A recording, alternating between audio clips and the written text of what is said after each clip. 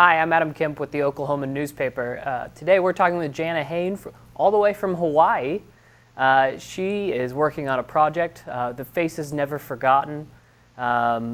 She's trying to match 58,000 photos. She's part of an effort to try and match 58,000 names on the Vietnam Veterans Wall with photos of those servicemen for a new project that'll be part of the Education Center at the Vietnam Veterans Memorial.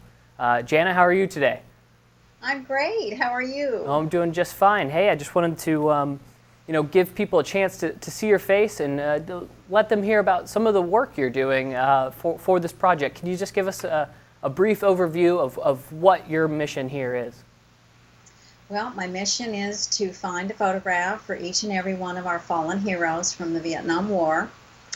And we have collected nearly 47,000 of those photos out of 58,315. And I just got started on Oklahoma, and I am so pleased with the response that I have received from your newspaper article. I know that I've posted at least 20 photos so far. I've got promises for more photos. You know, sometimes those photos aren't within arm's length of some of the family. So it's just been amazing. I'm so thrilled. Well, let's step back a little bit even. And how did you get started doing this project? Well, about 8 years ago, my husband and I went to Washington, D.C. And the first thing on my list was to see the Vietnam Wall, because Vietnam was my entire high school years. And so I don't think I was prepared at how this was going to affect me, but it was very emotional. The wall is massive to those that have not seen it. It's just to look at 58,315 names. It's just incredible. Mm-hmm. And I just always felt so badly how the Vietnam veterans had been treated when they came home. And I just felt very prepared, to see this monument. And so I took a rubbing, which everyone does, although I didn't know anyone that actually died in the Vietnam War. So I took a random name. When I got home, I researched him because I wanted to know a little bit about him. And there actually was quite a bit of information out there about him, however, no photo. And I did not know about this project at the time. And my own curiosity wanted to see what Gregory Crossman looked like. So I searched for quite a few months to try to find his family, and I could not find them. So I enlisted help of my cousin, who is our family historian, and she, about 6 weeks later, came up with a university photo of him from a yearbook. So I got what Gregory Crossman looked like.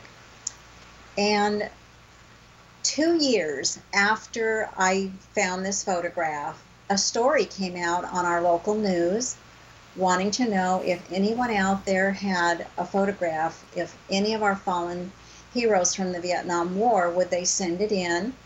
We were planning, the Vietnam Veterans Memorial Fund was planning on building a new museum right next to the wall. Same organization that built the wall. So I sent my photo in, and about a week later, I got an email from Jan Scruggs, the founder and president of the Vietnam Wall, and he asked me if I could help out with the fallen heroes photos from Maui, where I live. And I said I'd be happy to. So what I thought would be a very easy project was not easy. It took me 6 months to find all 42 pictures, but I did find them. And it was due to the newspapers doing articles and finding some of the families here on Maui. And I enjoyed the process so much. To make a really long story short, I went on to my home state of California. I took on the entire state of California, and I have posted almost 1,000 pictures just from California. Wow. And then I went on to 12 other states, including Oklahoma and Kansas just recently. And I personally, I'm very close to probably 4,000 photos that I've submitted in the last 2 years because of newspaper articles. For sure. I counted them up in the Oklahoman. We included 100 names of servicemen that had died in Vietnam that you're searching for. Yes. You say you found 20 already? What has the response been like from the people giving you those photos? When the families see their loved one's name in the newspaper and that we're needing a photo of them, they just hardly can get these photos to me quick enough. They're so happy that someone wants to remember their loved one, and they've never forgotten them, and we're hoping that we get a photo of every single one, and this is the process. The newspapers are just the best. And what is it like for you getting that little notification in your email to let you know that hey, you've got another one?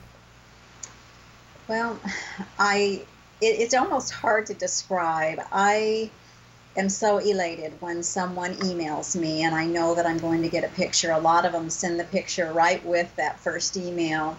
Some of them have to look a little further. I just feel like I'm really doing something important, making sure that these fallen heroes are never forgotten. And I get a tear. These photographs are very emotional for me. I mean, they are very young men. They were someone's loved one, and it touches my heart. And then I have to smile because I know that I'm making sure that they're never going to be forgotten. So, Janna, I appreciate you taking a few minutes with us. How about you one more time give the information for how to contact you if anyone has a photo of a soldier or serviceman they'd like to let you see. Okay, my email address is neverforgotten2014@gmail.com. Great. Thank you so much again. And for more information on this story, visit newsok.com, and we'll have a follow-up story in the Oklahoman this weekend. Thank you so much. Thanks, This has been Janna. incredible.